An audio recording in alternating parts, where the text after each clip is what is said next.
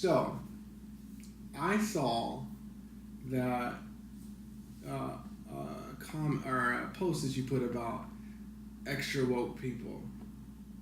Oh. Have you been seeing like a backlash?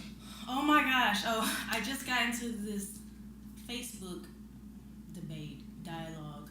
Somebody posted an article saying Black Panther is not the movie for black people. Like, it's a disappointment. And their basic thesis that I just thought was ridiculous.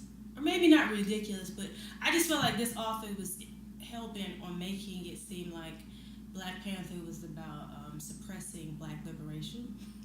And so one point that they were saying is that when Killmonger ended up dying and spoilers. Spoiler. I feel like no. We gotta make sure we put spoilers in the video. Spoiler coming. Spoiler. Jeez. Sorry about that. Spoiler. I thought that anyway, they were saying that there was that Killmonger represented Black American, and that they chose African nobility above that, and so they gave into this idea of Black respectability politics, which is basically if we act good enough, then people will like us. You know, white people will like us. We just gotta be respectable people. And I was like, no, that's not what was going on at all. First of all, my point, because I had to comment, it's like, but Killmonger, another spoiler, although I don't feel like it is a spoiler, but Killmonger. It's all spoilers. Anything that you say about a movie that cannot be ascertained from the trailer is a spoiler. Spoiler. So Killmonger is African nobility, and I was just like, right. I was like, how is he? So even if he won out, it's still Black nobility. I mean, African nobility being. I didn't get their point. I was like, this is ridiculous. But the person who posted it is very, very hardcore, super woke person who's so woke that she left the country and she doesn't live in America anymore. Really? Yeah, she's a professor of law in Paris.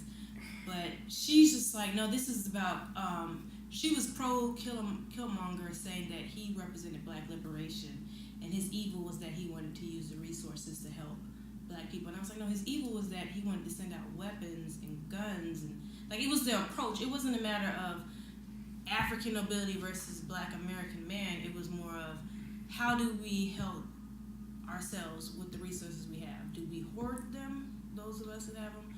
Do we use them to become like the colonizers? Or do we take some other approach? And that's, to me, what was represented in the movie. You know, since that movie, I've been racking my mind to figure out, in our situation, who are the people of Wakanda? And now my initial thought was people like Puff Daddy or Diddy, Jay-Z, Beyonce, Damon Dash, Steve Style. I think it has to be old Black money, to the extent that there is old Black money. But there's not really old Black money, or generational Black wealth. There's not like a Rockefeller or a Morgan. But when you think about like Nigeria, for example, is a very wealthy country. Right. Very wealthy country. But is there any Nigerian wealth being distributed through America? I don't know, but that, to me, African Americans, I should say. Nigerians would be something. I'm just keeping it within the context of within America. Within who America. Are the Wakandans? Because I feel like what they're saying is that I took that a message as a lot of African Americans are getting up to a certain level and they're not really helping. They're just not really doing anything. They're just looking out for themselves, and they could be doing more. Right. So. Yes, I look at it, I guess, in general. It's among us, not just Africans versus Black Americans. It is those of us who are Black in the world. What are we doing to help each other? Again, are we hoarding the resources for ourselves? Or do we wish to sort of, like I said, replicate the colonizers? Which is, to me, what Killmonger represented. Because the only thing that he was sending out, the resources, were weapons. He He didn't wasn't send trying out to- food. he He wasn't didn't trying send to out help anyone? money. He sent out weapons to spies so that then they can start colonizing people. Right. And that is an approach, if you can, but is that going to be does that really help people? I mean, look around. He had chaos going on in his own country. It's more like the Zimbabwe, what happened in Zimbabwe versus what happened in South Africa. Right. I mean, I think that's kind of a good way to think about it. Now, I don't... We'll get to explain because some people may not know. So, okay, both were colonized. Yeah, everybody was colonized except like Ethiopia. And the exchange of power in South Africa was just a democratic exchange with Nelson Mandela becoming prime minister? President of the country. But the white people still own the resources. In Zimbabwe, they took the resources back. And which is why, everyone calls him a crazed dictator and all that, because he took that. But to me, that's a ridiculous complaint or statement about the guy, because he took back what you took. So, yeah. But, you can't have that narrative going on that black people can rise to power and then take back, or not just black people, but oppressed people can take back the resources stolen to them by white colonizers. Right. Because that's the same reason why today Haiti is demonized. They cannot let Haiti, under any circumstance, have this victorious story, because they overthrew their oppressors, and so that's why Haiti is paying to this day. It's not because they've done anything so terrible. It's just that they overturned this white power structure. Napoleon, not just anybody, but Napoleon. Right.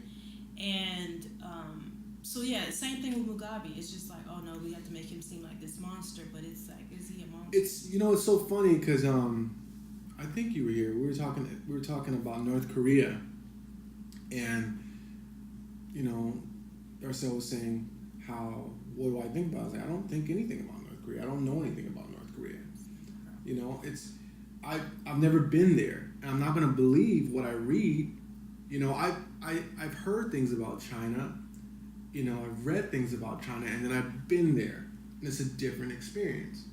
Mm-hmm. And I was saying that it's all about who you speak to.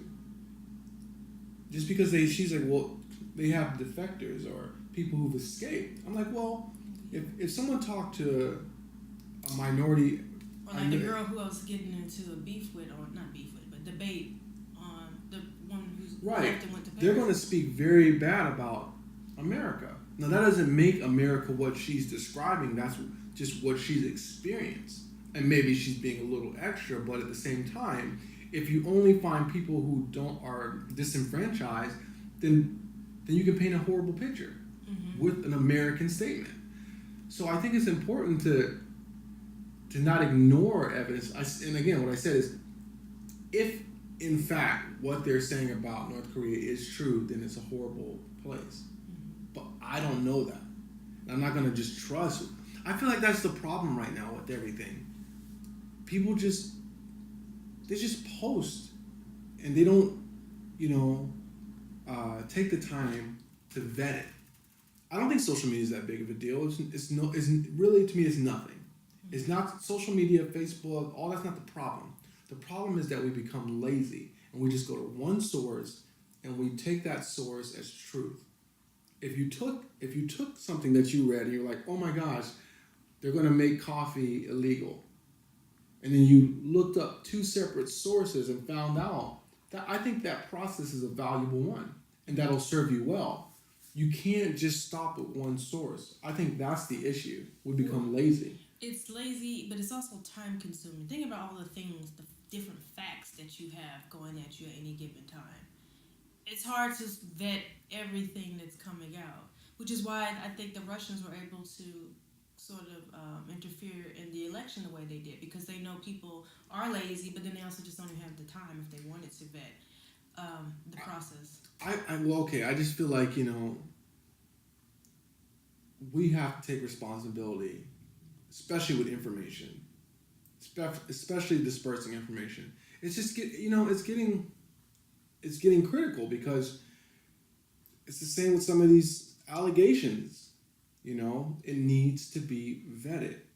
Everything needs to be vetted, and if you don't have the time, which that's understandable, then you shouldn't just repost it because that's irresponsible. Well, it depends. If you feel like the source that you're going to is a reliable source, and you want to get this information out, I feel like you can take that risk if you want. But if it's just some random sort of site, because Facebook, like, there's just random stuff going up All the time, and I'm looking at the source, I'm like, I've never heard of this. It's not like NPR, CNN, or even Fox News. It's like it's just random things that I feel like people made up. So I feel like if it's a major news source and you're reposting that, it's not the same as those random obscure stories that just reading them you already have like an eyebrow go up, and like that doesn't make sense. Like Chick-fil-A supports KKK or something like that. Right, which was it was so blatantly. It was ridiculous, but people were reposting it. Yeah. And so people we know. Right. I mean, yeah. And so it's just, I feel like in those instances you should just pause and be like, this don't make sense. Maybe check it. But if it's a CNN story, if it's verified, then even CNN are still. But then I feel like on some level, even if I go to 2 other websites, if everybody has the same bad source that they're getting their information from, then it doesn't matter. It's still going to be bad. I can vet it as best I can and still not come out with anything reliable. Because like you said, I haven't been there. I haven't been to North Korea. I can't personally go out and interview people. Nor do I care to on some issues. But I don't care either. Right. At all. So it's just like, if you think it's important, if you think the source is reliable enough, you can repost it. But that does not excuse not going out, just in general, and being as informed as you can be. Right. Because, I think a lot of why people can be manipulated is because they're just, in general, intellectually lazy. Lazy, also sometimes lack time, but I think people just don't like to think deeply. Right. Because when you go there, as you know, you can go there and it can end up in a dark space, and you just don't want to. And I think people just don't want to deal with those types of I agree. ideas. Well, Brooke, it was great to have you on, and I know time flew by. Hopefully we can get you back. Thank you if you stayed to the end. Be sure to like and subscribe. If there's anything you want us to discuss, we'll be sure to discuss. Hopefully we'll get that link in the description. So check back, and also let me know what you think about the new day. If you enjoy Friday, or if you want us to go back to Wednesday. All right? Thanks, and we'll catch you next week.